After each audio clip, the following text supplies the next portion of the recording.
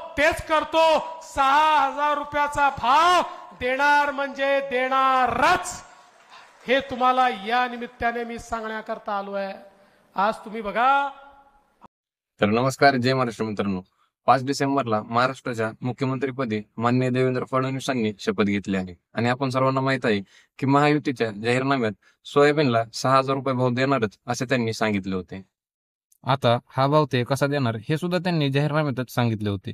आणि ते म्हणजे त्यांनी जे एमएसपी ठरवली आहे त्याच्यावरती देणार 20% अनुदान. आता केंद्र सरकारने सोयाबीनसाठी एमएसपी ठरवली होती 4,800 रुपये आणि त्याच्यावर 20% अनुदान म्हणजे जर आपण गणित केलं तर 4,800 गुणिले 20 भागिले 100 याचं उत्तर येतं 960 रुपये.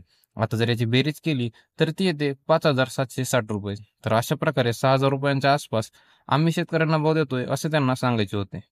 पण याच्या मागची वस्तुस्थिती जर बघितली तर महाराष्ट्रामध्ये कुठेच शेतकऱ्यांच्या सोयाबीनला आतापर्यंत 6,000 रुपये भाव मिळालेला नाही. कित्येक शेतकऱ्यांनी तर 4,000 रुपयांपेक्षाही कमी भावामध्ये आपल्या सोयाबीन विकून टाकल्या आहेत.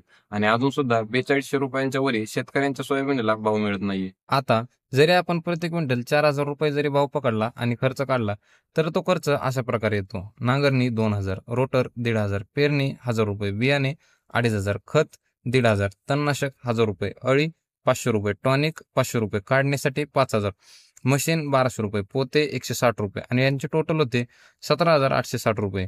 एकरी उत्पादन जर आपण 5 क्विंटल पकडलं तर आजच्या भावाप्रमाणे 4,000 गुणिले 5 होतात 20,000 रुपये. 4 महिने पीक आणि उरले किती तर फक्त 2,500. यात शेतकऱ्याची मजुरी आणि वाहतूक खर्च धरलेला नाही. तर अशा प्रकारे शेतकऱ्याने आपले पोट कसे भरावे हा प्रश्न आपल्याला पडला पाहिजे.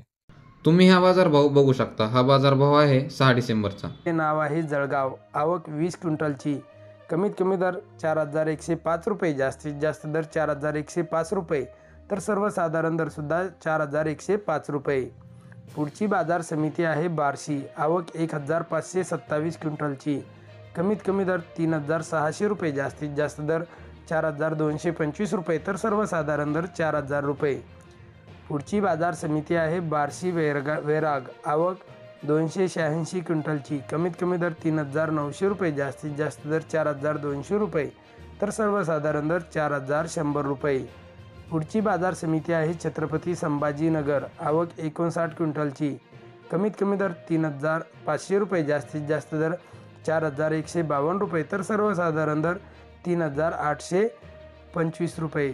निवडणुका होऊन तब्बल 2 ते 2.5 आठवडे पूर्ण झाले आहेत आणि आणखीन फक्त मुख्यमंत्र्यांनी शपथ घेतली आहे. आणखीन तर महाराष्ट्राचे मंत्रिमंडळ स्थापन व्हायचे आहे.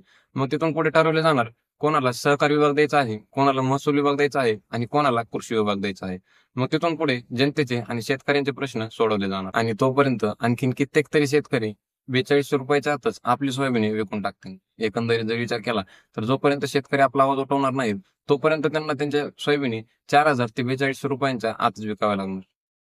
या नवीन सरकारने खूप सारे वादे आपल्यासोबत केले आहेत, जसे की नदीजोड प्रकल्प, सोलार प्रकल्प, कर्जमाफी प्रकल्प आणि सोयाबीनचा भाव वाढवण्यात येईल हा प्रकल्प. याच्यापैकी आता सरकार किती पूर्ण करते आणि किती नाही हे आपण पाहू.